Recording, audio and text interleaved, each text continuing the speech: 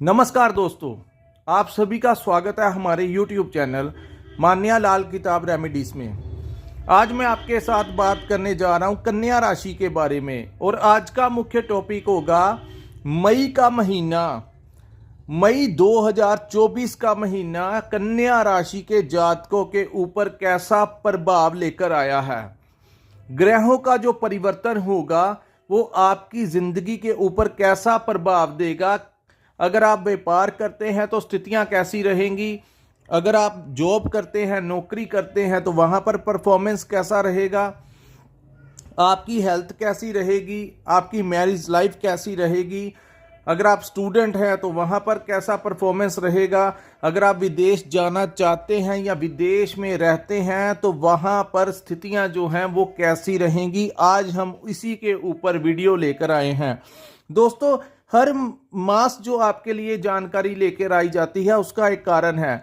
कुछ ग्रह होते हैं जो लंबे समय तक एक ही भाव में गोचर करते हैं। जैसे शनि देव के बारे में कहा गया है कि जब भी वो गोचर करते हैं वो पूर्ण 2.5 वर्ष के लिए एक ही भाव में गोचर करते हैं। हालांकि वहां पर वो कभी अस्त, कभी वक्री, कभी मार्गी हो जाते हैं, लेकिन उनका गोचर जो होता है वो 2.5 वर्ष के लिए एक ही भाव में वो गोचर करते हैं।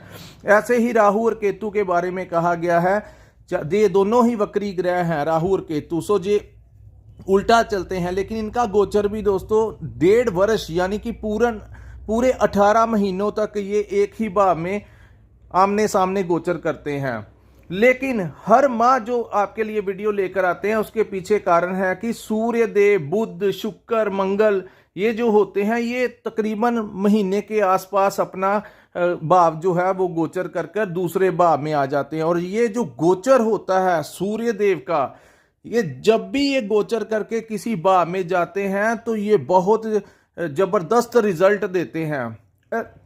अलग अलग भावों में इनका अलग अलग परिणाम जो है वो देखने को मिलता है। सो शुरू करते हैं। जो सामने मैंने आपके चार्ट बनाया है ये चंद्र राशि के ऊपर आधारित है। जहां पर 6 लिखा है और केतु लिखा है, ये आपकी कन्या राशि है। सो दोस्तों, आपके लगन भाव में केतु का गोचर चल रहा है और मई महीने में ये कैसा परिणाम देने वाला है। सबसे पहले बात करेंगे कि गुरु का गोचर जो है वो 1 मई को आपके अष्टम भाव से निकलकर आपके भाग्य माह में गुरुदेव बृहस्पति का आना और उनकी जो उच्च की दृष्टि केतु पर पड़ेगी। सो जो अपनी फ्यूचर को लेकर इनसिक्योरिटी आपके अंदर एक आ रही थी, आप किसी भी प्रकार से परिस्थितियों को मैनेज नहीं कर पा रहे थे, खास करके किसी भी कार्य में आपने डिसीजन लेना था तो आप डबल माइंडेड हो जाते थे, किसी के सहारे चलते थे कि बुद्धि, क्योंकि जब लगन में केतु जैसा ग्रह बैठा हो तो वो कभी कभी दिमाग को डबल माइंडेड कर देते हैं। राहु और केतु इंसान को कई बार भ्रमित कर देते हैं। तो ये जो बेलगाम केतु जो था उसके ऊपर जैसे ही अब गुरु की दृष्टि पड़ेगी तो केतु के ऊपर गुरु का उच्च का प्रभाव पड़ेगा। तो दोस्तों, आपकी आत्मा जो है उसको शुद्धिकरण किया जाएगा। आपके जो ख्यालात हैं वो नेगेटिव से पॉजिटिव होंगे और जब पॉजिटिविटी आएगी तो मैनेजमेंट भी बड़ी जबरदस्त अब होगी। जिन मुद्दों के ऊपर आप डबल माइंडेड हो जाते थे या डिसीजन नहीं ले पाते थे, अब गुरु की दृष्टि पड़ने से मई महीने में अपनी परिस्थितियों को मैनेज करने की हिम्मत जो होगी वो आपके अंदर आएगी। प्रथम भाव जो होता है वो शरीर की आत्मा का भाव कहा जाता है। सो केतु जैसे बेलगाम घोड़े के ऊपर लगाम डालेगी ये गुरु की दृष्टि। अब मैं बात करता हूं आपके साहस और पराक्रम की।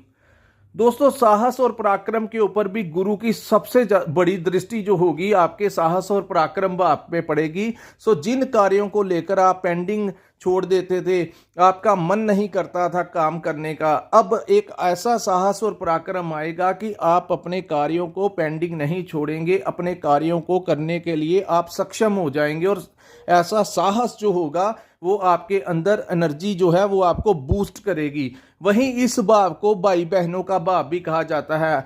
कहीं ना कहीं आपके जो छोटे भाई हैं उनके लिए ये जो समय होगा ये बड़ा उत्तम होगा, उनको बड़ा धन लाभ दिलाएगा, क्योंकि गुरु की दृष्टि जब यहाँ पर पड़ेगी आपके भाइयों के भाव पर तो भाई बहनों के लिए बहुत उत्तम समय जो होगा वो आने वाला है। अगर किसी के भाइयों को परेशानियां आ रही थी, अब कन्या राशि के जो परिवार में सुख शांति जो होगी वो आपके परिवार का वातावरण जो होगा वो सुख शांति में तब्दील होगा। अब मैं बात करता हूं, गुरु की एक दृष्टि आपके संतान भाव पे पड़ेगी। सो संतान के करियर को लेकर जो समस्याएं आ रही थी केतु की वजह से, केतु की क्योंकि एक दृष्टि जो थी वो आपके संतान भाव के ऊपर पड़ रही थी। सो संतान के स्वास्थ्य को लेकर चिंताएं बनी हुई थी, संतान के करियर को लेकर चिंताएं बनी हुई थी। लेकिन जैसे ही मई का महीना आएगा गुरु की दृष्टि उस भाव के ऊपर पड़ेगी। सो संतान की सेहत में सुधार होता हुआ दिखाई देगा, संतान प्राप्ति के योग बनेंगे, संतान के करियर के साथ बहुत आने वाला जो समय होगा वो उसके करियर के लिए प्रगति लेकर आएगा, प्रोग्रेस करेंगे। इस भाव को करियर का भाव भी कहा जाता है। आपके करियर के लिए नई नई अपॉर्चुनिटीज जो हैं वो आने के योग बन रहे हैं। और इस पंचम भाव को सुख का भी भाव कहा गया है। सो सुखों में जो कमी केतु ने डाली हुई थी, अब गुरु की दृष्टि पड़ने से आपके सुखों में भी वृद्धि का कार्य वृद्धि होगी। दोस्तों, शनि देव का गोचर जो है लंबे समय से आपके छठे भाव में हुआ है। छठा भाव जो होता है वह रोग, कर्ज और शत्रुओं को रिप्रेजेंट करता है। सो शनि कहते हैं कि छठे भाव के अंदर कोई उग्र ग्रह बैठ जाए, कोई तामसिक ग्रह बैठ जाए, कोई अग्नि तत्व का ग्रह बैठ जाए तो बहुत अच्छा रिजल्ट मिलता है। सो शनि देव जिस भाव में बैठे हुए हैं, यहाँ पर जो पुराने लोग कर्ज चढ़ गए थे, जिनके ऊपर कर्ज उतर नहीं रहे थे, शनिदेव कोई ना कोई रास्ता निकालने की कोशिश कर रहे हैं और आपको ये दिखाई भी दे रहा है। कुछ लोगों को हेल्थ समस्या जो दिक्कत आ रही थी, शनिदेव हेल्थ के भी कारक हैं। सो अगर छोटी मोटी कोई दिक्कत आई भी है तो शनिदेव उसको सॉर्ट आउट कर देंगे। आपके स्वास्थ्य के लिए शनि जिस स्थान पर बैठे हुए हैं वहां पर वो आपको बड़ा अच्छा रिजल्ट देंगे। अब मैं बात करता हूं शनि के जिस भाव में ये गोचर है। दोस्तों, यहाँ पर शत्रुओं का भाव भी कहा जाता है। सो शत्रु जो होंगे आपके समक्ष आएंगे, लेकिन वो आपका कुछ बिगाड़ नहीं पाएंगे, क्योंकि शनि यहाँ पर बैठकर शत्रु हंता योग बना देते हैं। हर प्रकार बड़े से बड़ा ताकतवर इंसान भी अगर आपका कुछ बिगाड़ना चाहेगा तो शनि देव महाराज के जितना पावर तो नहीं रखता होगा। जिस स्थान पर उनका ट्रांजिट चल रहा है, यहाँ पर जितना बढ़िया आपके सामने कोई आ जाए, आपको थोड़ा सा ही वो इरिटेट कर सकता है, लेकिन उसको मुंह की खानी पड़ेगी जिस भाव में शनिदेव बैठे हुए हैं। सो शत्रुओं से घबराने की जरूरत नहीं है। जिन लोगों की कन्या राशि है उनके शत्रुओं को मुंह की खानी पड़ेगी, पराजय करनी पड़ेगी। वहीं मैं बताऊं, जिन लोगों के ऊपर कोई पुराना कोर्ट केस लगा हुआ था, कोर्ट केस का जो अगर इस महीने किसी की सुनवाई है तो फिर ज्योतिष विद्या के अकॉर्डिंगली उसके फेवर में ही कोई फैसला आ सकता है, या हो सकता है कि जो सामने वाली पार्टी थी जिन्होंने आपके ऊपर कोई केस किसी टाइम पे रजिस्टर किया था या सोच रहे हैं या करने की, कोर्ट के बाहर ही सॉर्ट आउट होने की संभावनाएं जो हैं वो इस महीने दिखाई दे रही हैं। सो शनि जैसे ग्रह आपके लिए इस समय वरदान साबित होगा। और ये बात मैं आपको बता दूं, ये 1 वर्ष अभी इसी भाव में बैठे हैं। सो कोशिश होगी कि काफ़ी हद तक इन समस्याओं को सुलटा के ही रखें। लेकिन दोस्तों, अगर किसी की नौकरी में कोई दिक्कत आती भी है, कोई लंबे समय से कोई प्रॉब्लम चल रही, क्योंकि राहु और मंगल की युति बनी हुई है, अगर कोई टेम्परेरी कोई अचानक से सर्कमस्टेंसेस ऐसे बन जाते हैं कि बॉस के साथ नहीं बन पाती, क्योंकि ये अंगारक दोष जिस भाव में बना है, इस भाव से ये राहु और मंगल दोनों ही गुस्से वाले ग्रह हैं और इनकी एक दूसरे के साथ नहीं बनती। सो ये दोनों ही ग्रह इकट्ठे बैठे हुए हैं कन्या राशि के 7th हाउस में। यहाँ पर बैठकर अगर किसी के नौकरी में कोई समस्या आ रही है तो अपने माइंड को नेगेटिव वे में आगे ना बढ़ने दीजिए। ये एक नया टर्न होगा। अगर कुछ होता भी है, क्योंकि ये युति टूट जाएगी, फिर बाद में ये मंगल सेपरेट हो जाएगा, राहु यहाँ पर बैठेगा, राहु अड़चने डाल रहा है आपके सामने। जो समस्याएं कुछ लोगों के सामने आ रही हैं, नौकरी में परेशानी आ रही है, बॉस प्रेशर कर रहा है, या कुछ भी अनबन चल रही है राहु और मंगल की वजह से, क्योंकि सूर्य भी अष्टम भाव में बैठे हुए हैं।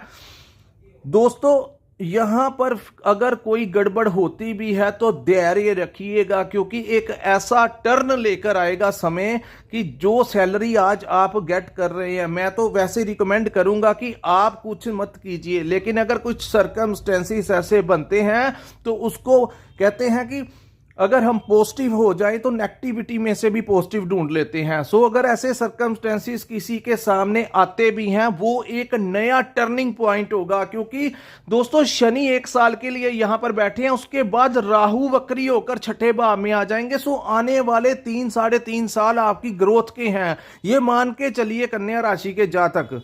सो घबराने की जरूरत नहीं है, ये सारा मैनेजमेंट संभाल लेंगे। अगर जो लोग शनि की महादशा में हैं या राहु शनि की महादशा में हैं, उनको अफेक्ट बहुत ज्यादा होगा। यहां पर मैं ये भी बता देना चाहता हूं कि ये जो ग्रह चक्कर मैंने आपके सामने रखे हैं, जिस भी ग्रह की महादशा या अंतरदशा आपके ऊपर चल रही होगी, उसी ग्रह का सबसे ज्यादा, वो जिस भी भाव में बैठा होगा, उसका सबसे ज्यादा प्रभाव जो है वो कन्या राशि के जिंदगी में देखने को मिलेगा। क्योंकि दोस्तों बहुत सारे लोग होते हैं कन्या राशि के, किसी के अच्छे दिन चल रहे होते हैं, किसी के बुरे दिन चल रहे होते हैं, लेकिन मैं एक बात बता देना चाहता हूं कि क्योंकि उसका मेन रीजन होता है कि उसकी महादशा क्या चल रही है, अंतरदशा क्या चल रही है। सो सबसे ज्यादा प्रभाव उसी ग्रह का होगा जिस ग्रह की महादशा आपके ऊपर चल रही है।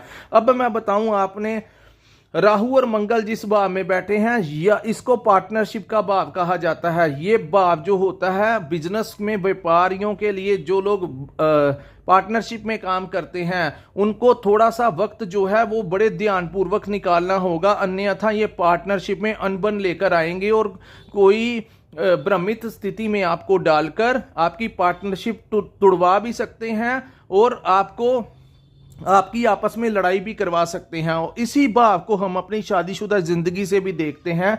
जो लोग मैरिड हैं, उनके घर में भी अगर कोई बात होती है तो गुस्से को आपने अवॉइड करना है, अन्यथा राई का पहाड़ बनते हुए समय नहीं लगाएगा। ये आपको परिस्थितियों को पूरा ही उलट कर सकते हैं, क्योंकि राहु बहुत ज्यादा षड्यंत्रकारी ग्रह है। तो आपने इसके षड्यंत्र में नहीं आना। जो इसकी बातों में आ गया, इसके षड्यंत्र में आ गया, वो अपनी मैरिड लाइफ भी खराब कर लेगा, अपनी पार्टनरशिप भी खराब कर लेगा और लव लाइफ, क्योंकि लव लाइफ भी वो भी हमारा पार्टनर होता है, तो वहां पर भी स्थितियां इस महीने आपने बड़ी सोच समझ कर कदम फूंक कर आगे बढ़ना है। और रिलेशनशिप के मामले में जब तक कोई प्रूफ नहीं आ जाता, आपने किसी के ऊपर एलिगेशन नहीं लगाना।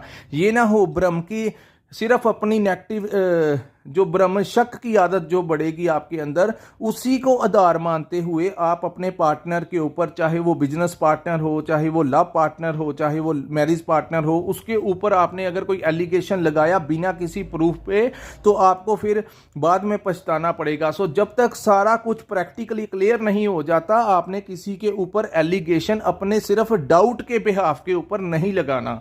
अब मैं बात करता हूं सूर्य, बुध और शुक्र की। दोस्तों सूर्य देव 13 तारीख तक आपके अष्टम भाव में गोचर करेंगे। हालांकि ये मेष राशि का गोचर है, सो अष्टम भाव में सूर्य यहां पर उच्च के हो गए हैं। अष्टम भाव में वैसे कोई भी ग्रह अच्छा नहीं माना जाता, आपकी जानकारी के लिए बता दूं, लेकिन जब ये अपने ही उच्च के भाव में आ जाते हैं तो यहां पर इज्जत मान भी दिला देते हैं, समाज में रुतबा दिला देते हैं। यहां पर सिर्फ आपको प्रथम 13 दिन जो होंगे, जब तक ये गोचर सूर्य यहां से निकलकर भाग्य स्थान में नहीं चले जाते, तब तक आपने अपने पिता से कोई बहस नहीं करनी। उनकी सेहत का, उनकी हेल्थ का विशेष ध्यान रखना है, तो ताकि उनकी हेल्थ को लेकर कोई प्रॉब्लम क्रिएट ना हो। मान सम्मान दिलाएंगे, इज्जत मान दिलाएंगे, उच्च अधिकारियों का सहयोग भी आपको दिला सकते हैं। अगर आपकी कुंडली में सूर्य की अवस्था अच्छी हुई तो ये अष्टम भाव में भी आपको अच्छा फल देंगे। लेकिन जैसा मैंने बताया कि पिता को लेकर और अपने क्रोध को लेकर, अपने वर्क प्लेस में अगर आप व्यापार करते हैं वहां पर भी गुस्सा नहीं करना। अगर आप जॉब करते हैं तो कोलीग्स के साथ, बॉस के साथ कोई अनबन बनने की आशंकाएं दिखाई दे रही हैं, लेकिन आपने राहु और मंगल के उसमें नहीं आना, राहु के षड्यंत्र में नहीं आना, और ये महीना जो है वहां पर बड़ा शांतिपूर्वक निकालना है। पार्टनरशिप में भी बड़ा शांतिपूर्वक निकालना है, नहीं तो परिस्थितियां उलट जाएंगी। अब दोस्तों मैं आपको एक बहुत जबरदस्त बात बताने लगा हूं। सूर्य देव 13 तारीख के पश्चात जो है वो भाग्य स्थान में आ जाएंगे और यहां पर रह जाएंगे शुक्र और बुध। शुक्र और बुध, शुक्र को अष्टम भाव में बुरा नहीं माना जाता।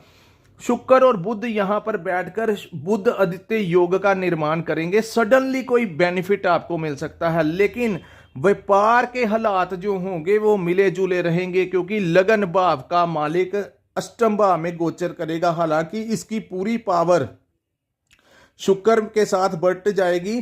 सो अगर ये अकेला बुध यहां पर गोचर करता तो आपका जो व्यापारिक हालात थे वो इस महीने बहुत ज्यादा परेशानी में डाल देते। क्लाइंट्स नहीं आते, आपका जो दिमाग है डिसीजन नहीं ले पाते, क्योंकि बुध व्यापार के कारक है। सो व्यापार का जो मालिक है वो बुध अष्टम भाव में गोचर करेगा इस महीने। सो पर फिर भी कुछ जातकों का ज्यादातर लोगों का मिला जुला ही समय जो है ये साबित होगा। क्लाइंट्स कोई ज्यादा मात्रा में नहीं आएंगे। दोस्तों जो मैं बोल रहा हूं ये आपके साथ लागू होने वाला है। आप देख लेना, अगर आप फैक्ट्री चलाते हैं, अगर आप दुकान चलाते हैं, तो आप देख लेना कि हालात जो हैं वो कैसे बने हुए हैं। हो ही नहीं सकता कि लगन भाव का मालिक जब अष्टम भाव में आ जाए तो बहुत ज्यादा बड़ा फायदा हो जाए। लेकिन अचानक से कोई धन लाभ की स्थितियां बन सकती हैं। अचानक से कोई पुरानी शेयर मार्केट में इन्वेस्टमेंट की हुई है, क्योंकि शुक्र और बुध महालक्ष्मी का योग बनाते हैं, और जिस भी भाव में ये योग बनता है कहीं ना कहीं अगर जिनकी कुंडली में शुक्र की अवस्था अच्छी है वो इस योग के द्वारा कोई बड़ा बेनिफिट, लेकिन सडनली अचानक से कोई बड़ा बेनिफिट जो होगा वो उनके सामने आ जाएगा। वहीं मैं बता दूं कि इस भाव को रहस्य का भाव भी कहा जाता है, गुप्त विद्याओं का भाव भी कहा जाता है। जो लोग रिसर्च फील्ड में काम करते हैं, रिसर्च क्षेत्र में काम करते हैं, ज्योतिष विद्या में काम करते हैं, उनके लिए ये जो समय होगा वो उत्तम होगा, क्योंकि इस भाव में बैठे ग्रह कहीं ना कहीं उनको किसी मंजिल पर पहुंचा सकते हैं। कोई गुप्त विद्या जो है उनको हासिल हो सकती है, कोई तंत्र विद्या जो है वो उनको हासिल हो सकती है। सो इस महीने ऐसे योग इस भाव में बैठे ग्रह भी बना रहे हैं। अब मैं बात करूंगा 13 तारीख के पश्चात जैसे ही सूर्य देव भाग्य भाव में गुरु बृहस्पति के साथ जाएंगे, तो दोस्तों एक तरफ सूर्य जिनको देवता, जिनको ग्रहों का राजा और जिनका प्रताप ही इतना होता है कि उनके सामने कोई ग्रह नहीं टिक पाता, और उनके साथ सारे ही नक्षत्रों, सारे ही ग्रहों के गुरु बृहस्पति भाग्य भाव में जब गोचर करेंगे तो इन दोनों का कॉम्बिनेशन 13 तारीख के बाद जैसे ही बनेगा आपका भाग्य चमक उठेगा। दोस्तों जो रुकावटें आ रही थी, जो कामकाज में परेशानियां आ रही थी, जैसे ही सूर्य देव 9th हाउस में जाएंगे, गुरु के साथ मेल होगा, तो उच्च कोटि का भाग्य चमकेगा और सामने संतान से बड़ा लाभ, संतान प्राप्ति के योग, धन भाव में वृद्धि, हर तरफ से केतु के ऊपर दृष्टि, हर तरफ से आपका भाग्य जो होगा वो आपका साथ देगा। क्योंकि जो लोग भाग्य के सहारे में कुछ दिनों से परेशान हो रहे थे और उनको लग रहा था कि भाग्य उनका साथ नहीं दे रहा कुछ मामलों के अंदर, अब हर तरफ से आपका भाग्य सहयोग करेगा और आपको अगला जो प्रकाश होगा, क्योंकि सूर्य अष्टम से निकलकर नवम में जाएंगे, तो दोस्तों इस भाव को पिता का भाव भी कहा जाता है, अपने गुरुओं का भाव भी कहा जाता है, भाग्य का भाव भी कहा जाता है। तो यहाँ पर दोस्तों का आपको सहयोग मिलेगा, भाइयों का आपको सहयोग मिलेगा, पिता से कोई बड़ा लाभ जो है वो ये समय आपके लिए लेकर आया है। तो दोस्तों यहाँ पर मैंने आपको खुल के डिटेल बता दी कि व्यापारियों के लिए कैसा रहेगा, नौकरी वालों ने क्या अवॉइड करना है, सेहत कैसी रहेगी, मैरिज लाइफ कैसे आपने डिस्टर्ब नहीं होने देनी। अब मैं बात करता हूँ विदेश भाव में जो लोग रह रहे हैं, जब शुक्र और बुध ये जो इस भाव से आपको थोड़ी सी राहत जो है वो 13 तारीख के पश्चात जो लोग विदेश में रहते हैं उनको जो राहत मिलेगी, क्योंकि वो 13 तारीख के पश्चात जब भाग्य भाव में सूर्य चले जाएंगे और शुक्र बुध की दृष्टि जैसे ही विदेश भाव के ऊपर पड़ेगी, तो आपका विदेश से जो लोग विदेश में परेशानियां झेल रहे हैं, कष्ट झेल रहे हैं, उनके कष्टों को राहत मिलने का जो समय होगा वो 13 तारीख के पश्चात का होगा। सो कुल मिलाकर ये जो महीना होगा ये एवरेज के हिसाब से ठीक होगा, शत्रु परास्त होंगे, हेल्थ ठीक रहेगी। सिर्फ आपने अपने क्रोध के ऊपर नियंत्रण रखना है और बात करते समय किसी के साथ अपशब्द नहीं बोलने, अन्यथा प्रॉब्लम बहुत बड़ी बढ़ जाएगी। सो दोस्तों, ये था ओवरऑल कन्या राशि का मई महीना कैसा रहेगा। अगर आपको हमारा वीडियो अच्छा लगा हो, हमारा एनालिसिस अच्छा लगा हो, तो हमारी वीडियो को लाइक और हमारे चैनल को सब्सक्राइब करना मत भूलिए। और नीचे कमेंट सेक्शन में कमेंट करके ज़रूर बताया कीजिए कि आपको हमारी ये वीडियो कैसी लगी, ताकि जब आप कमेंट करके बताते हैं तो हमें हमारी मेहनत का फल मिल जाता है। आप हमें एक इंस्पिरेशन मिलती है, ताकि हम आपके लिए नई से नई जानकारी लेकर आते रहें। यहीं पे जिन जातकों ने अपनी कुंडली का विश्लेषण करवाना होगा, स्क्रीन के ऊपर एक नंबर शो हो रहा है, वहां पर आप हमारे साथ संपर्क कर अपनी कुंडली का पूर्ण विश्लेषण करवा सकते हैं। यहीं पे हम अपनी वीडियो को विराम लगाते हैं। नमस्कार, जय माता दी।